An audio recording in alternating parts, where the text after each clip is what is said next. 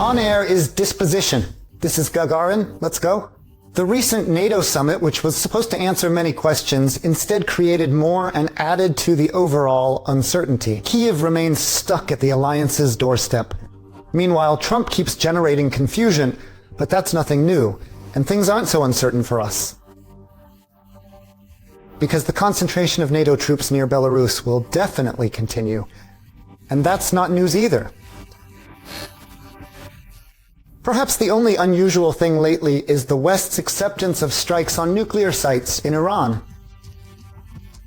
The Golden Billion reacted to the possible repeat of the Chernobyl disaster with alarming indifference.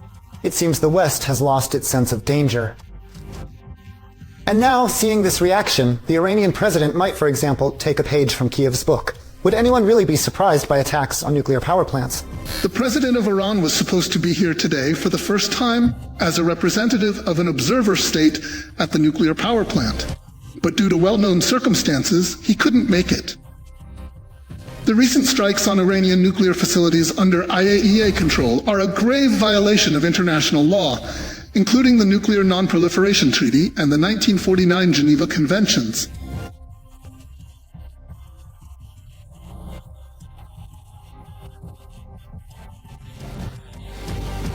I won't even mention the feelings these actions stir in Belarus, the country most affected by the Chernobyl disaster.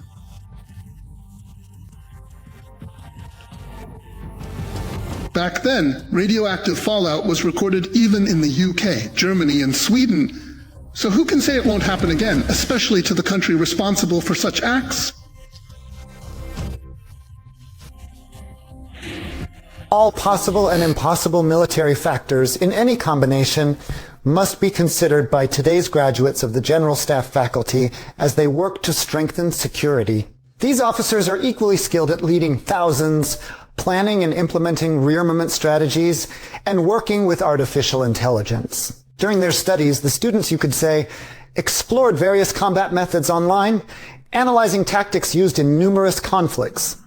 The learning process is not static. Of course, we study the experience of conflicts happening around the world, and we instantly and efficiently incorporate this into our training. So today, graduates of the General Staff faculty are excellent at analyzing the situation around our country, and they have knowledge based on current experience. This is essential for properly preparing our troops. For graduates in the military, the key principle remains lead by example.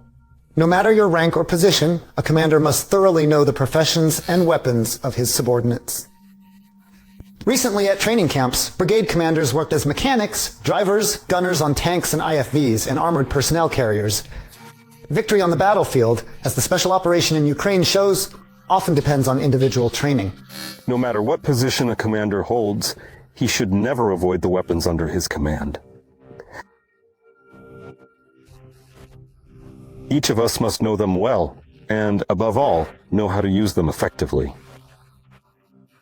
Most importantly, it's our subordinates who go into battle with this equipment, so they must be trained to use it effectively.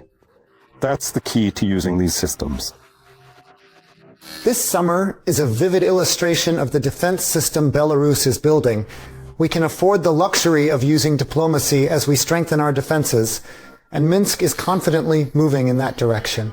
The recent SCO Defense Ministers Forum in China, where Belarus participated for the first time as a full member and talks with the defense ministers of China and India, these are all assets and achievements few countries have. But we wouldn't have them if every soldier and officer didn't give their all in training, showing that we can and will defend our homeland.